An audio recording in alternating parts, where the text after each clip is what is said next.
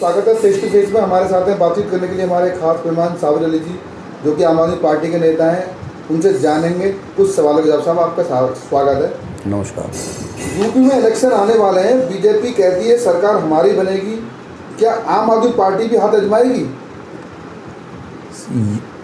UP हो चाहे पूरा हिंदुस्तान हो, बीजेपी को आदत है झूठ बोलने की, झूठ बोलने में माहिर हैं। अब ये बताइए आप, क्या वो अंतर्यामी हैं या सारे ही लोग योगी जी की तरह पंडित हैं वहाँ पर, जिनको ये बात मालूम है कितनी सीटें आएंगी? अरे आप यूपी के जाके हाल तो देखो कम से कम। यूपी का वो हाल कर दिया इन्होंने कि गुंडागर्दी, जो ये कहते हैं ना कि कानून का राज है, मैं कहता हूँ कि वहाँ भी जंगल राज है। और जंगल राज पहले कभी नहीं था, कहते थे सिर्फ, लेकिन उसको छोड़ देते हैं अभी। आप ये बताइए कि आपको मालूम है 1 घंटे बाद क्या होने वाला है? नहीं मालूम। उनको 6, 7, 8 महीने पहले कैसे मालूम है सरकार उनकी बनेगी? तो या तो खुली गुंडागर्दी जो जिला पंचायत में हुआ, जिला पंचायत में पुलिस के सामने कैंडिडेट को खींच के ले जाते हैं, एसएसपी को थप्पड़ मारते हैं, एसएसपी के पास बम लेके जाते हैं मारने के लिए। तो इस तरह से तो चुनाव जीत सकते हैं, फिर तो 100% ठीक बोल रहे हैं सरकार उनकी बनेगी, फिर तो हम भी मान लेते हैं। लेकिन यदि सभ्यता के दायरे में इलेक्शन हुए तो मुझे नहीं लगता 10 सीट भी लेकर आ पाएंगे, क्योंकि यूपी में जनता इतनी परेशान है बीजेपी से। इलेक्ट्रिसिटी ले लीजिए आप, पूरी इंडिया नहीं पूरी दुनिया में सबसे महंगी, जेब काट रहे हैं लोगों की इस नाम पे वो। और क्या चीज़ महंगी नहीं है? मोदी साहब ने कहा था कि 2022 में कोई गरीब नहीं रहेगा। फिर आप बता सकते हैं कि वो 80 करोड़ लोग कौन हैं जिनको ये कह रहे हैं, 80 लाख लोग कौन हैं जिनको ये कह रहे हैं कि हम 5 किलो राशन दे रहे हैं? कहाँ से आ गया वो गरीब? मुहेल चौकसी जो यहाँ से गायब हुआ था, उसको गायब करने में सरकार ने मदद की थी, इसके सबूत मिल चुके हैं। लेकिन कोई विरोधी नहीं है, क्योंकि बोलेगा जो बोलेगा उसी को अंदर डाल देंगे, जबकि इनको मालूम है। तो जहाँ पर ऐसे लोग होंगे, ऐसी सरकार होगी, उस देश का क्या भला होगा? आप क्या अंदाज़ा लगा सकते हैं इससे? मुझे नहीं लगता कि इनकी सरकार बनेगी। सरकार अगर बनेगी, जो रही बात आम आदमी पार्टी की, तो वक्त आने पे हमारे बड़े नेता ही डिसाइड करेंगे क्या होगा। इसके बारे में मेरा कुछ कहना ठीक नहीं होगा। योगी जी कहते हैं जब से यूपी में बीजेपी की सरकार है तब से बहुत विकास हुआ है और कानून का राज है। आप क्या कहना चाहेंगे इस पर? हाँ, कानून का राज का मैं आपको जवाब देता हूँ। कैसा कानून का राज है? इनके एक एमएलए हैं संगीत सोम, जो मेरठ के सरदना क्षेत्र से आते हैं। उनकी गुंडागर्दी और उनकी शराफत लोगों ने बहुत देखी है जब से वो पॉलिटिक्स में आए, कि कितने बड़े शरीफ हैं।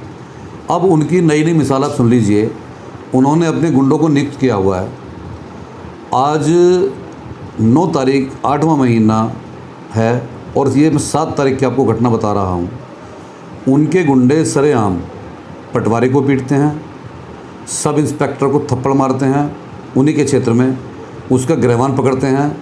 सिर्फ किस बात को लेकर के कि वो सिर्फ उनके एक गुंडे के लिए इन्वेस्टिगेशन करने के लिए गया था, तो उसका उन्होंने गिरफ्तार पकड़ के थप्पड़ मारा उसको और वहाँ से भगाने की कोशिश की, धक्के मार करके। सब इंस्पेक्टर उनसे हाथ जोड़ के माफ़ी मांग रहा है और वो उसको धक्के दे रहे हैं। ये कानून का राज है यूपी में।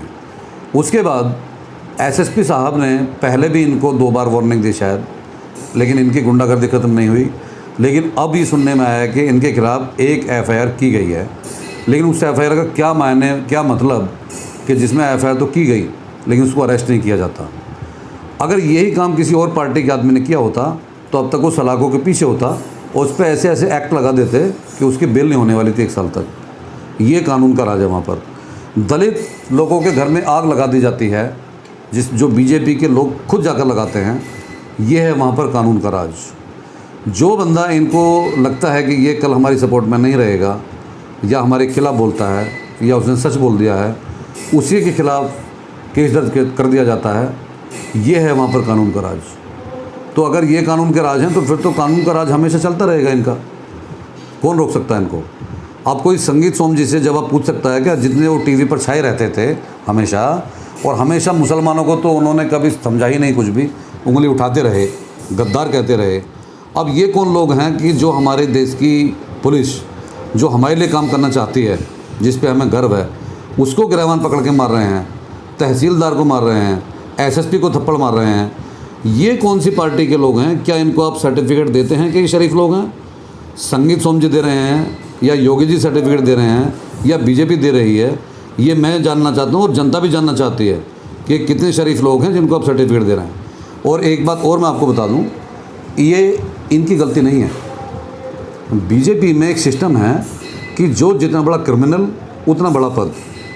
तो हर क्रिमिनल ये कोशिश करता है कि जब तक आप सुर्खियों में नहीं आओगे, जब तक आप क्राइम नहीं करोगे, तब तक आप टीवी पर नहीं आओगे, और जब तक आप टीवी पर नहीं आएंगे तब तक आप पार्टी की नज़र में नहीं आओगे, तो तब तक आपको बड़ा पद नहीं मिलेगा। इसलिए उनकी बड़ी से बड़ी गलतियों को माफ़ कर दिया जाता है। बल्कि मैं तो ये कहूँगा कि ये उनका एक इंटरव्यू है कि आपको सिलेक्शन तब क्या होगा आपका जब आप अच्छा क्राइम करके आओगे। तो जितना अच्छा क्राइम उतना अच्छा पद, ये बीजेपी का अपना एक फंडा है जिसको अपनाते रहते हैं। और ये एक तरह से लोगों का इंटरव्यू होता है, तभी उनके के खिलाफ कोई कार्रवाई नहीं होती। उनसे बात हुई तो बहुत धन्यवाद। नमस्कार, जय हिंद, अस्सलाम वालेकुम।